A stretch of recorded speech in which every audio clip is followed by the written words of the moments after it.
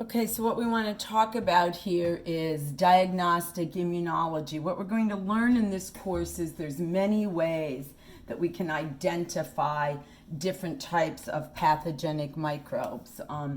We can do it through biochemical testing.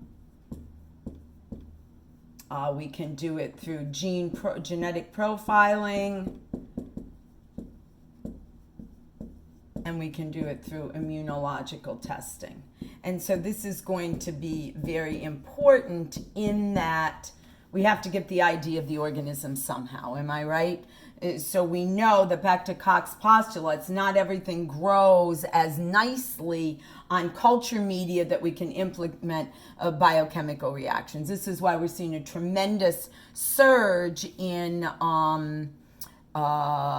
genetic profiling, PCR, DNA technology, okay? So that's going to also be important. We want to talk about two terms, sensitivity, when we create these sensitivity and specificity. So these are, we want to make sure that we have tests that are sensitive enough that can pick up on even substances or microbes that are in very, very small amounts.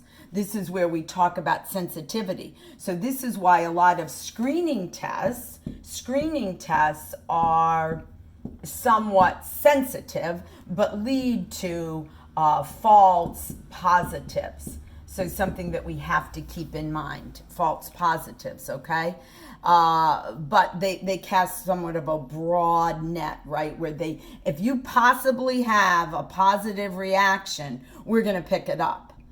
But what we see is, because this is what it is to be super sensitive, it's not always super specific. And this is where we get the most accurate identification. So our best tests obviously combine the two. But once you evolve away from a sensitive test, you're also going to learn that it is going to be rather expensive, the more specific and sensitive the test is. So what we want to set up is, if you remember back to our initial understanding, what is the basis then of these immunologic tests? Well, it's the basis of this is that when the antigen comes together with its matching antibody, there's going to be some sort of a reaction. Now, again, what is that reaction? I'm trying to get this so we can see it a little bit better.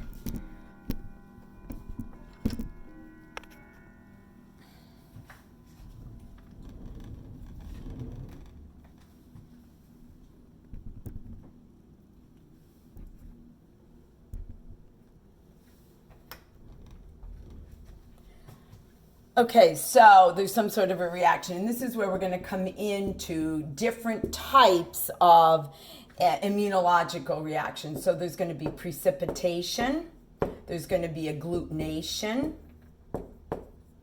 there's going to be hemagglutination. I'm trying to abbreviate these. Hemagglutination. There's going to be complement. There's going to be fluorescence.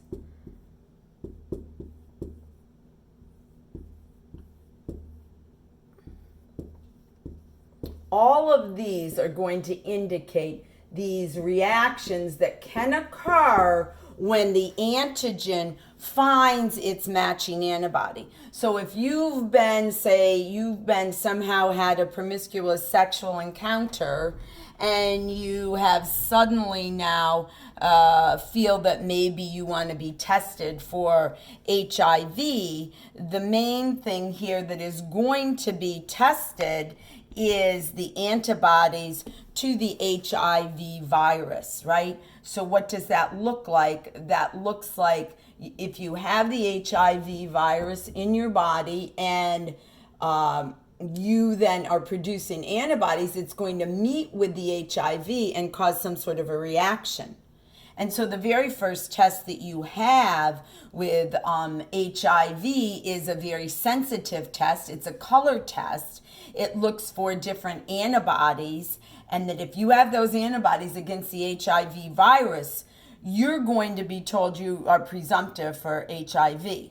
Again, it's a very sensitive test, and it needs to be further followed up with one of these much more specific tests.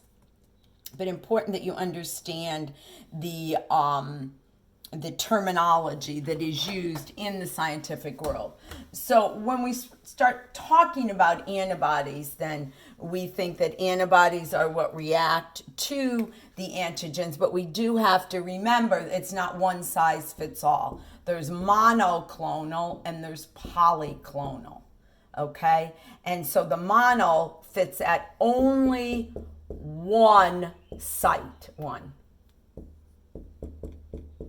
whereas poly, many sites, okay? So we want to be careful that we make sure that we are only talking about different types of antibodies. The best, again, are the mono antibodies. Can't get that so that you could see that. Maybe that's a little bit better if I do that. The mono antibodies are the best. They only bond at one very specific epitope on the antigen. So again, better. Hybridoma is what these antibodies are grown up in. Hybridoma, which is a rapidly multiplying cancerous cell that can just create these antibodies really, really quickly. Having worked in a lab for many, many years, so many tests are diagnosed by that immune response. You have a constant need for antibodies. Hybridoma produces monoclonal antibodies, which are called MAB, which is, again, monoclonal antibodies. Hybridoma. So you want to keep that in mind. And you can go back in and refresh yourself with the creation of monoclonal antibodies using a hybridoma. This takes us to our first set of reactions, which is a precipitation. This is a ring test in which, and this is typically with soluble antigens. So you possibly have, if this is the sera, you have the antibodies are in the sera. You can put in the antigens, and if they come together, you will see this very thin, what's known as a precipitin line. Okay? This mainly has to do with soluble antigens. Precipitin is soluble antigens. Okay, so you want to keep that in mind, precipitation. A cloudy line forms where the antibodies and the antigen mix. And there's all kinds of diagrams in your PowerPoint. And this, again, deals with soluble antigens. Immunodiffusion tests are another sort of manifestation of that precipitin test. This is where you use a gel. A lot of immunological, immunoglobulin tests are done this way, in which you use a gel and in which you're allowed the develops at the point where the antigen antibody, so you're going to inject with, say, a patient's sera at this end, and then you're going to have the antigen here, and as it migrates, and if it meets its matching antigen, you're going to see a very distinct line, and this is gel on which this is occurring. This is immunodiffusion, a precipitation reaction that occurs in an agarose gel media. Immunoelectrophoresis is where then we have an electrical current that is added. So this is what's known as immunoelectrophoresis. Anytime you use that word electrophoresis, you're talking about adding a current. So agglutination then has to do with larger antigens that aren't soluble, all right? And this is mainly what occurs here is agglutination. So agglutination Okay, you can have the AG plus the AB coming together and leading to almost like clumping, right? Sometimes we add latex particles to cause this reaction to be more manifest, to be more visual. You can actually quantitate this by using different dilutions of the antibody or the antigen, and this you can measure. And this is where, so for a lot of, say you're suspected of rheumatoid arthritis, you're going to do an RA test in which you supply that antigen. If you in fact have rheumatoid arthritis, you're going to produce certain antibodies. You can quantitate this, and you can then sort of give a kind of a definition of how severe your case of rheumatoid arthritis is. However, there has to be seroconversion, and seroconversion is when there has to be, your body has to have already been exposed to the antigen enough to create its own antibodies. And this is why patients that are first become inoculated with the HIV virus don't even show up in some of these early tests because they haven't done seroconversion. Indirect agglutination, antibody reacts with the soluble antigen adhering to the particle. Hemagglutination, so this is the agglutination of RBC surface antigens and complementary antibodies used in blood typing. So this is where in blood typing we're going to see actual RBCs that will agglutinate. And this is what we call hemagglutination. Think of that word heme. Certain viruses have the ability to agglutinate red blood cells, whether there's an antibody present or not. So this is going to be the basis for some more fastidious tests. So we can look at indirect agglutination and direct agglutination. And keep in mind that indirect antibodies react with the soluble antigen reacting adhering to the particles, or vice versa.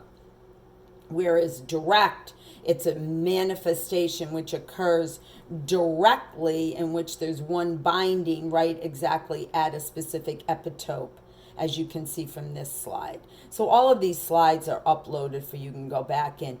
Viral hemagglutination, so this is somewhat different in that what we're going to test is not for the agglutination of the red blood cells, but we're going to, because viruses can agglutinate red blood cells just because they're a virus. Agglutinate RBCs. So if we're looking for a specific virus, then what we want to know then is if there is the viral antigen, and you have the antibodies that to that virus, it should really lead to neutralization of the agglutination, the hemagglutination. So think of it this way. If viruses have the ability to agglutinate RBCs just on their own, you have free virus running around. However, if you have the antibodies against a certain virus that can agglutinate the RBCs, you're going to neutralize that agglutination, and then what you're going to see then is you're going to see the neutralization, the antigen-antibody reaction, where the harmful effects are blocked by antibodies. So therefore, it's used to determine whether that virus was present or those antibodies were present or not. Because if the antibodies are present, they're going to sort of neutralize that agglutination that's occurred due to the actual virus. They're mixed. If the serum contains antibodies, they neutralize the virus and inhibit what's known as hemagglutination, which is that agglutination of the RBCs just by the RBC, just because of the virus. So this is kind of almost like the reverse of hemagglutination. And again, go back to your PowerPoint. There's very good slides there. Complement fixation is sort of the same theory, isn't it? Certain organisms have the ability to release complement complement, okay, which is involved in our blood coagulation scheme. So antibodies that do not work with, this is a good, so that antibodies that don't work well with precipitation or agglutination. Complement serum protein binds to and is fixed to the antigen antibody. So if you have AG plus AB, you are going to, because of this fixation, this complement is going to be fixed to this specific antigen, and then you can detect very small amounts of antibodies. And there's a nice picture in your PowerPoint in which this test is manifested, whether the RBCs are free and flowing or whether they've been bound up in the complement in the blood clot, because we said complement fixation has to do with that blood clotting mechanism. So that's another test that we can use to sort of identify whether the antibody is present or not.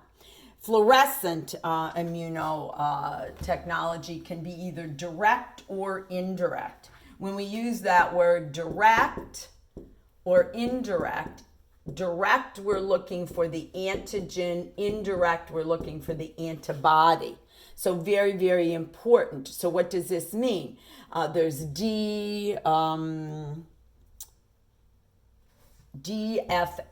So what we're looking for is the antigen, right? So you're going to take an antibody that has been labeled with a fluorescent dye, mix it with a specimen from a patient, say nasal secretions. So you've got the AB that's labeled with the fluorescent. We'll put like a little fluorescent tag here, plus specimen. Okay, if it fluoresces under the microscope, it indicates that then the person in their specimen has the antigen to whatever. So TB, mycobacterium tuberculosis, is done a lot this way. Syphilis is done a lot this way. So say, for instance, you're suspected of having tertiary syphilis. Organism causing it is Treponema pallidum. Okay, so you don't know, so you go in and you submit a spinal fluid. Okay? This will be the source of the antigen. We're going to take fluorescently labeled antibodies, mix it with your spinal fluid. If you, in fact, see fluorescence, you're going to be diagnosed with tertiary syphilis because it's already in your spinal fluid. The opposite, indirect, what we're going to take now is we're going to take the antigen, we'll do a little label here, label it with the fluorescent. You then are going to submit your serum, and if you then have antibodies to syphilis, say we'll keep our same example, fluorescence will occur, and you will then be diagnosed with syphilis. Okay? Always better to do the direct, because what does that mean? When you do the direct, you're diagnosed and you have that antigen right then, right there. Diagnosing the antibodies doesn't necessarily mean that you have the illness, then you were, of course, exposed to the antibody. So again, good slides there. We're not going to worry about a cell sorter. Typically, this is done microscopically with a fluorescent microscope. The last technique then that we're going to talk about is the ELISA, which is a phenomenal immunological test that's used a lot in medical laboratories. ELISA. And what that stands for is enzyme-linked immunoabsorbent assay. All right, and the direct, again, is for the AG, and the indirect is for the AB. Similar to what we learned with our fluorescence, okay? So the direct, the sample containing the antigen is mixed with the antibody. Enzyme-linked antibodies are then added, which react with the antigen, detected by adding a substrate for the linked enzyme, and a color is produced. So it's kind of like a sandwich. So you take your specimen with the antigen, right? You then, if you have the antibodies, they're going to bind, and then you add what is known as enzyme linked antibodies, the enzyme, right, linked AB to this antigen as well. So you have kind of like this sandwich here, right? Because you have to go through different sorts of washing back and forth. If this sandwich has occurred, then you are going to add some sort of a color reagent, okay? Wash it, add it. If, in fact, this sandwich has occurred, a color will be produced, which will give you a positive, direct ELISA. Same procedure for the opposite. You're going to coat your wells this time with a microtiter plate. The wells will be coated with the antigen.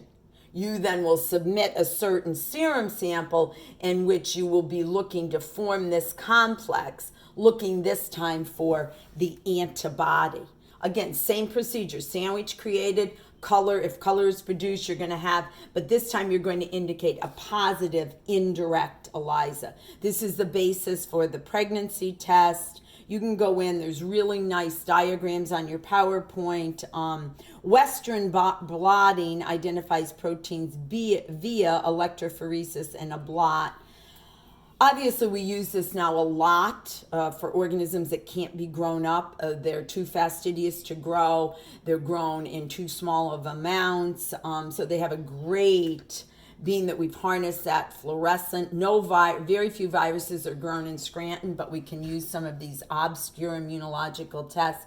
PCR and DNA now have sort of increased the likelihood that we can increase amounts of antigens and antibodies. And so they can be used for both disease prevention and for treatment based on different titers if the test can also become quantitative. So obviously that's it for immunological tests.